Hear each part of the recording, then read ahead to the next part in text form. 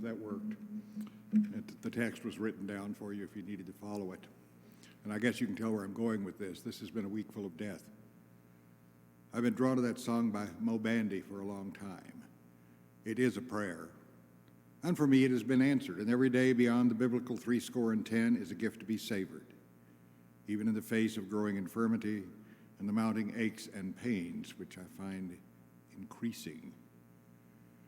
John Altobelli was in his 50s. Carrie Altobelli, Sarah Chester, and Arazobian Pilot were in their 40s. Christine Mauser was 38. Alyssa Altobelli, Peyton Chester, and Gianna Bryant, 3 girls, just 13 years old.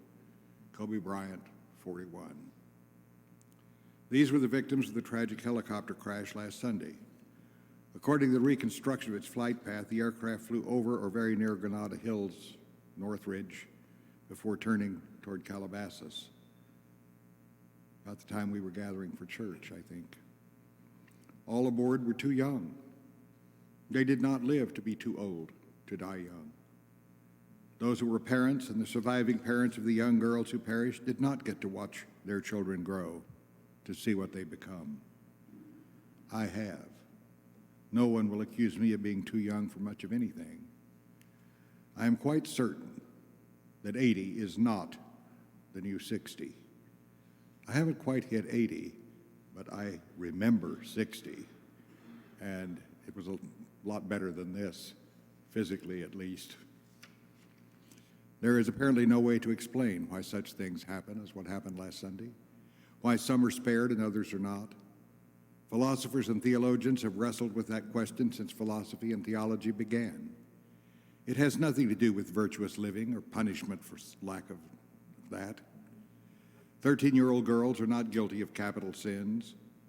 And while all of us are flawed human beings, we don't suffer premature death because of those flaws. It happens. There is no truth in the saying that only the good die young, or in its cynical reversal, that only the young die good. Human beings do not deserve to die while they are too young to die old. I have lost to death dear friends who were significantly younger than I tell you, I am an introvert, and I do not make close friends easily. And I cherish those I have and those I once knew. The best friend I ever had died a little over a year ago, and he is still the teardrops in my eyes. While we mourn the loss of a beloved or well-known person, or any death, especially the untimely and premature, we also remember the one we no longer see with a fondness, with love, and we give thanks for their lives, and we hold fast to the memories of their being to keep something of them with us. How can we hold conflicting emotions at the same time? How can we be both terribly sad and somehow happy simultaneously? The answer, it seems to be, is that we humans are complicated creatures. We are never, I believe, free of conflict, whether in our day-to-day existence or in our emotional responses to what the Book of Common Prayer calls the changes and chances of this mortal life. We can mourn and still recall the reassurance of the seer of Revelation. They will hunger no more and thirst no more. The sun will not strike them, nor any scorching heat. For the Lamb at the center of the throne will be their shepherd, and he will guide them to springs of the water of life, and God will wipe away every tear from their eyes.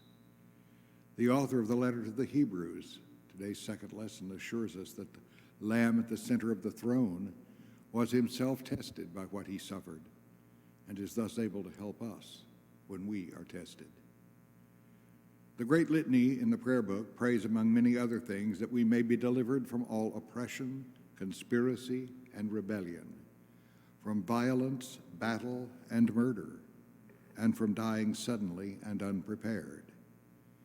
This rather lengthy and comprehensive prayer, as old as it is remarkably appropriate today.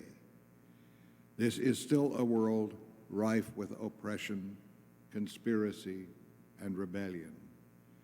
The possibility of dying from violence, whether in the streets of Hong Kong or in the streets of any American city or any city for that matter, in battle, whether in Syria or Iraq or Afghanistan or you name it, by murder, whether in a church or a school or just randomly somewhere. None of those are far-fetched. And perhaps the most frightening of all is the possibility of dying suddenly and unprepared. While death may indeed come suddenly, it can for anyone. We don't cross a street or get into our cars or board a commercial airplane expecting disaster. Few of us ever board a helicopter, but if we do, we don't expect it to be the last deliberate thing we ever do.